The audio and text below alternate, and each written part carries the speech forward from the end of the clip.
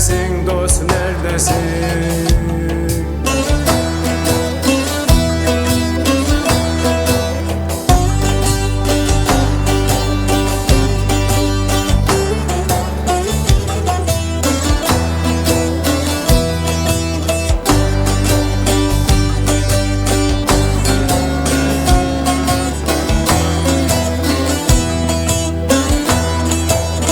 İnsanlık bozuldu, kavgalar arttı.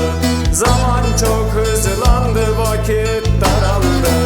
Tomurcuk güllerin soldu, sarardı. Sevgi, saygı, yol kalmadı. Neredesin, neredesin dost, neredesin?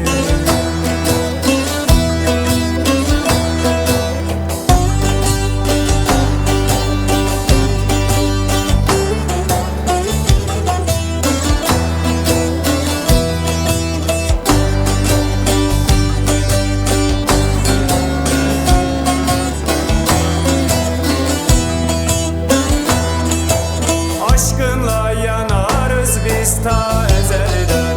Senin için geçtik nice güzeller. Güneş gibi doğsan gelsen yeniden. Seni seven deli güldür, neredesin?